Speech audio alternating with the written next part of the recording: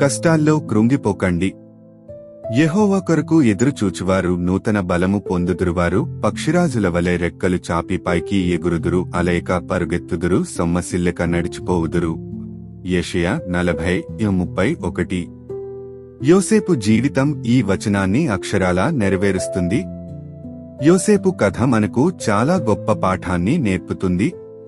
అతను తన సోదరులచే ఎగతాళి చేయబడ్డాడు, ద్వేషించబడ్డాడు. అతని కలలు, దేవుని ప్రణాళికలు వారికి అర్థం కాలేదు. ఇది చాలామందికి వారి కార్యాలయాల్లో లేదా ఇంట్లో ఎదురయ్యే పరిస్థితిని పోలి ఉంటుంది.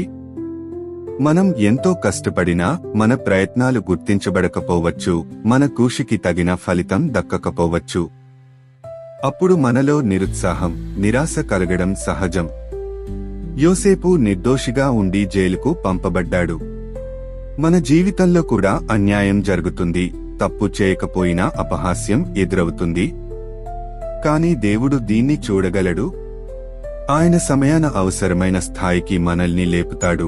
యోసేపు ప్రధానిగా ఉన్నప్పటికీ అహంకారం చూపకుండా ఇతరులను కాపాడేందుకు దేవుడు ఉపయోగించాడు.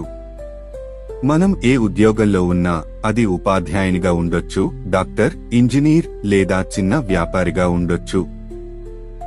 మన పని మన సేవగా భావించి చేస్తే అది దేవుని మహిమను వెలిగించగలదు. యోసేపు కలల అర్థం చెప్పిన శక్తి దేవుని ద్వారా వచ్చింది. ఈ రోజుల్లో మనకు ఉన్న సృజనాత్మకత, సమస్యలను పరిష్కరించే సామర్థ్యం, నాయకత్వ లక్షణాలు ఇవన్నీ దేవుడు మనకిచ్చిన బహుమతులే. వీటిని బట్టి గర్వపడకుండా ఇతరులకు మంచి చేయడానికి వాటిని ఉపయోగించాలి.